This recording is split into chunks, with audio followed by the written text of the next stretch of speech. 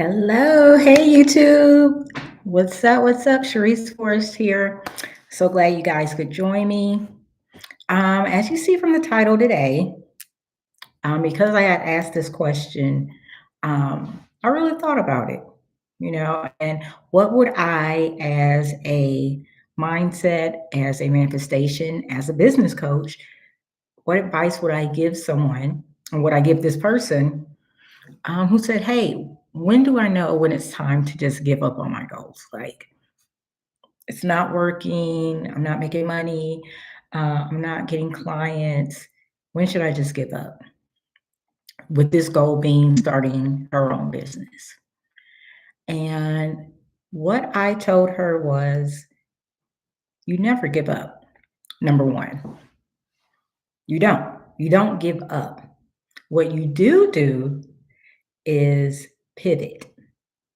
There are times when you may need to go through what you've done, go through what's working, what's not working, and decide from there what needs to be changed. That's honestly where coaches come in. That's where consultants come in, because when you're doing this alone, the whole point of hiring a consultant or a coach is that you don't have to figure it all out yourself.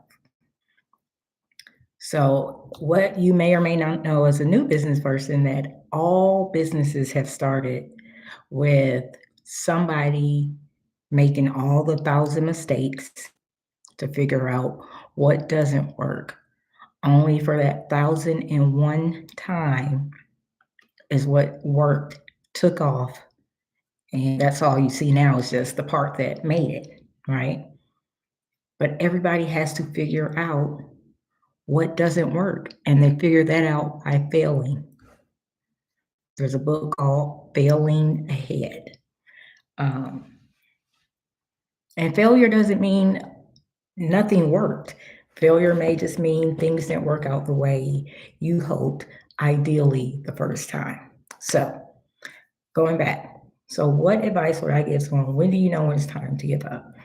I would say you don't give up. I'm an optimist. I don't believe in giving up, but I would say if it's something you're not passionate about and you don't have the right, because there are a lot of things you may hear and you're like, that sounds good. I can try that. Or, oh, that sounds good. I might can do that. And this is a little, people have different feelings about this, but things that you're passionate about, you're always going to want to do it no matter what. You can't leave it alone. Things that you have a passion for, if it's your, they used to say, if it's your calling, it's not going to stop calling you till you pick up. So if this is your calling, then you never give up. If this is something you were testing out and trying, well, it's up to you. Are you spending more time? Are you spending more money? Um, are you not getting a return on your investments as far as the work that you're putting in? And are you not getting a return on your investments as far as the work that you're putting in? And you don't have any passion for it, you really don't care about it? Okay, we will discuss that then. I think it was Leila Hermosi, I think that's her name. She was saying how to validate your business idea was, or any goal, honestly. Are you committed to the goal because of the time and the money that you put in? Or are you committed to it because it's something that you love? Meaning, let's say a business. Let's say, hey, my business is working. I've had it for 5 years. I don't really like it. I hate the people. I'm not happy. You know, I hate waking up in the morning and have to come here, but I've already invested so much time and money in it. I can't give it up. That's not okay, right? Because that's draining you. We can use that in relation to or um, any kind of relationship. If I was with this person, right, 10 years, am I committed to the time that I've put into this relationship or am I committed to this person? Do I stay because I've just put in so much time and money already? Or do I genuinely love and want to be and desire and like being around this person? Right? I would ask that question first. Because if it's not something that you're passionate about, if it's not something that you love doing, um, and it's sucking your soul, I would say, well, let's consider this isn't healthy. Now, this is something that's unhealthy. Let's figure out a way to either sell the business or pivot. But, you know, I would never say give up. It may be on that specific thing, but not the overall goal. For me, I always knew I wanted to it's like start being businesses. I've always been in sales since I was young, but actually I started my first business when I was 7 or 8. Bro, oh, it's so funny. Actually, yeah, I was about 8 or 9. And my brother and our neighbor wanted to make money by cutting grasses. They had idea about, hey, we can cut yards to make money over the summer. And so I was the marketing, I was the door-to-door salesman. So I'm sorry, y'all, this is funny because honestly, that is how like that I was on my purpose back then. I didn't know. That was marketing and sales, and that's all I've done.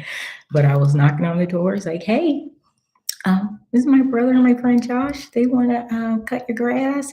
We'll quote you $45 or $10, and sometimes I'd say, ask them to throw in some lemonade or throw in some water, depending on how hot the day was.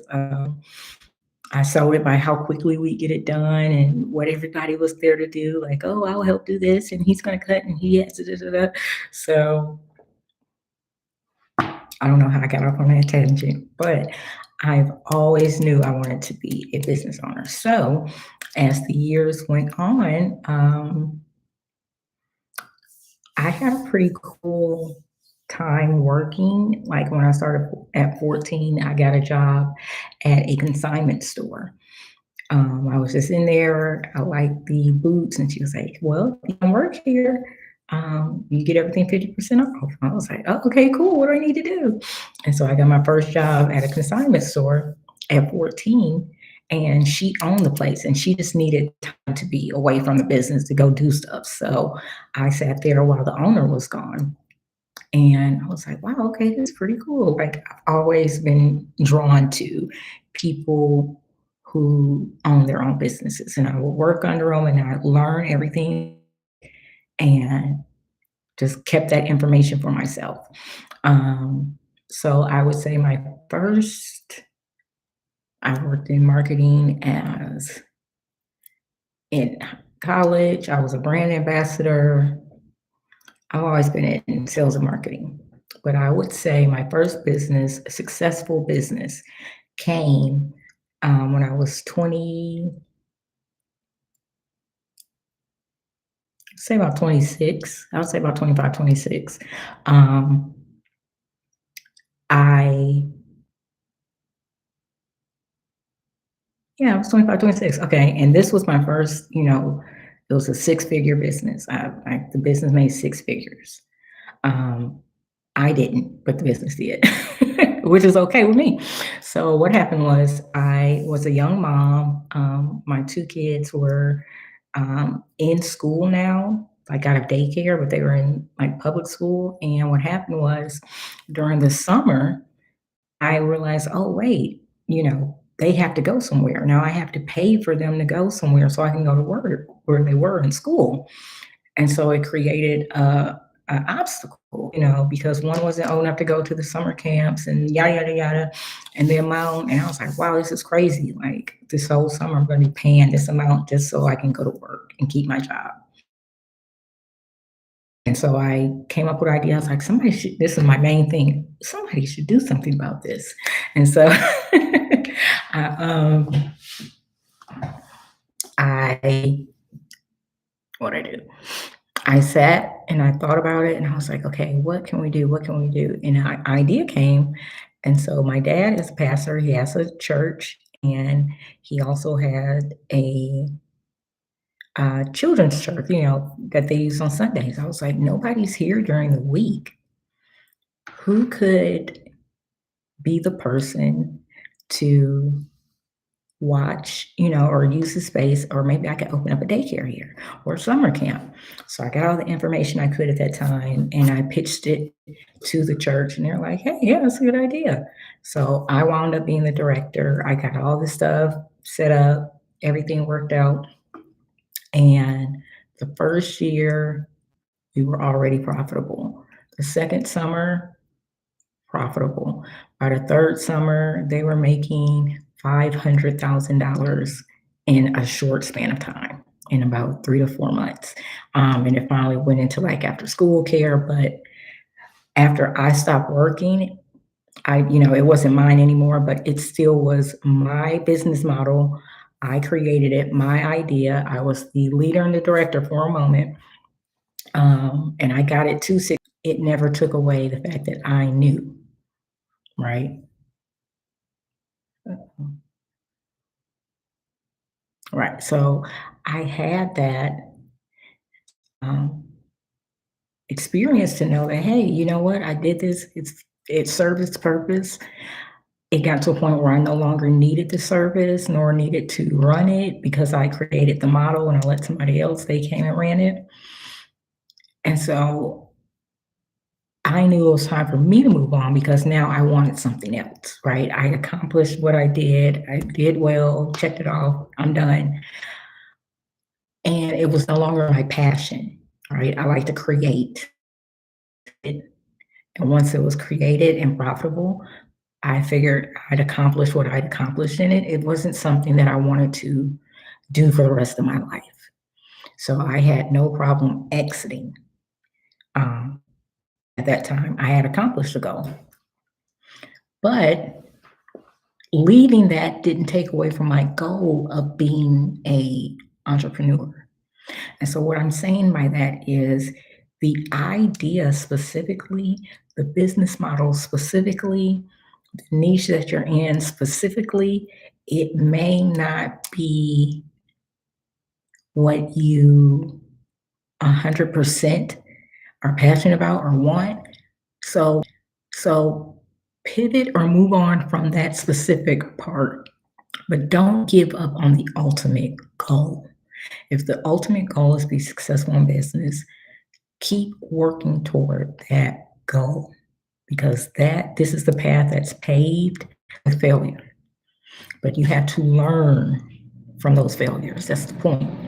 Everybody that I remember uh, I was a job coach for this company. We help women who are off welfare. After I got certified as a coach, I was like, I want a job as a coach. So I got a job as a coach.